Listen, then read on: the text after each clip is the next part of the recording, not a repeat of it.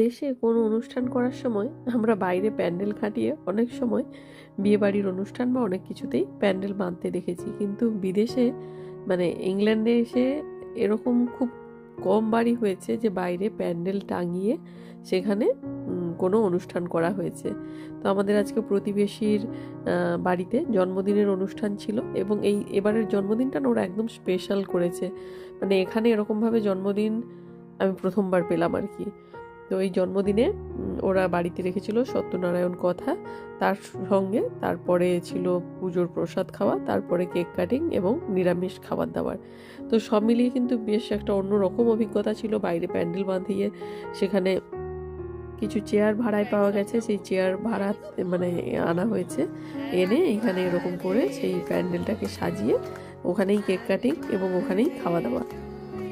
এখানে কিন্তু এখন চাইলেই দেশীয় খাবার দাবার অর্ডার দিলেই পাওয়া যায়। মানে বেশ কিছু ইন্ডিয়ান মানুষজন এই ফুড ডেলিভারির ব্যবস্থাটা করেছে। ওরা বাড়িতে খাবার দাবার রান্না করে এবং ওদের কি কি মেনু পাওয়া যায় সেগুলো সব ফেসবুকে হোক বিভিন্ন রকম সোশ্যাল মাধ্যমে ওরা সেটা পোস্ট করে এবং সেখান থেকে মানুষজন ওদের সাথে কন্ট্যাক্ট করতে পারে।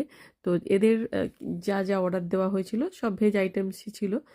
তো কিছু ছিল সাউথ ইন্ডিয়ান খাবার দাবার, তার সঙ্গে ছিল আবার এদিকে রুটি, আর ওখানে ছিল বড়া, তার সঙ্গে আবার এদিকে ছিল ভেজিটেবল বিরিয়ানি, তার সঙ্গে রায়তা। মানে ওই আর কি, যা বললাম যে লিস্ট থাকে তার মধ্যে তুমি যা যা চুজ করবে সেই অনুযায়ী পেয়ে যাবে। নুডলস থেকে শুরু করে বাচ্চাদের পছন্দের পাস্তা সব কিছুই থাকে আর কি। তো দেখো লোকজন কিন্তু ভালোই হয়েছে। আর এখানে প্রত্যেকটা বাড়ির সঙ্গে তো অ্যাটাচড একটা ব্যাকইয়ার্ড থাকে, তো ওখানেই প্যান্ডেলটা টাঙিয়ে ওখানেই মোটামুটি সমস্ত কিছু অনুষ্ঠান হয়ে গেছে।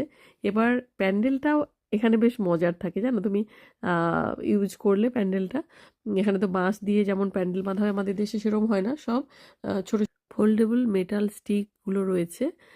আর বড় বড় যে স্টিকগুলো ওগুলো গ্রাউন্ডের সাথে আটকে দেওয়া হয়, আর বাকি ছোট ছোট স্টিকগুলো সব উপরে আর পাশে পাশে থাকে। তার উপরে এরকম একটা পলিথিন, ওয়াটারপ্রুফ একটা পলিথিন থাকে যেটা দিয়ে সাইড এবং ওপরটা তৈরি করা হয়।